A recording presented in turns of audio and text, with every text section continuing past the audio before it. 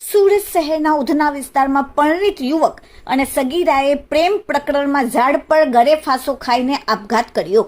સુરત શહેરના સંજયનગર ઝુંપડપટ્ટી વિસ્તારની નજીક રહેતા અને મજૂરી કામ કરતા એક યુવક અને 16 વર્ષીય સગીરાએ પ્રેમ પ્રકરણમાં ખાડી કિનારે આવેલા બીલીપત્ર ઝાડ સાથે દુપટ્ટો બાંધીને ગળે ફાંસો ખાઈને આપઘાત કરી લીધો। બંને મૃતકો છેલ્લા 2 દિવસથી પોતાના ઘરેથી ગુમ હતા। પરિવારજનો તેમની શોધખોળ કરી રહ્યા હતા।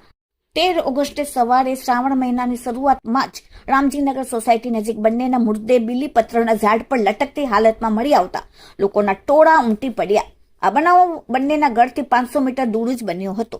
મૃતક યુવક 24 વર્ષનો હતો અને તે મૂળ દાહોદનો વતની હતો। 1.5 મહિના પહેલા જ રોજી રોટી માટે સુરત આવ્યો હતો।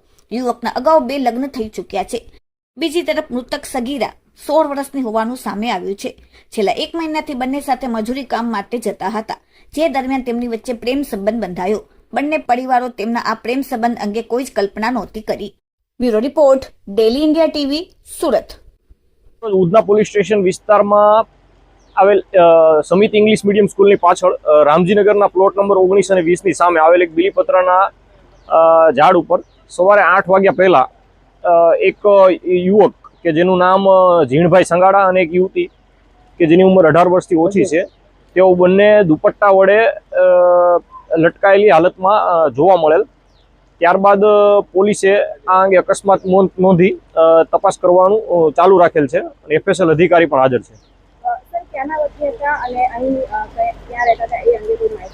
આ અંગે અત્યારે સગા સંબંધીઓની પૂછપરછ ચાલુ છે।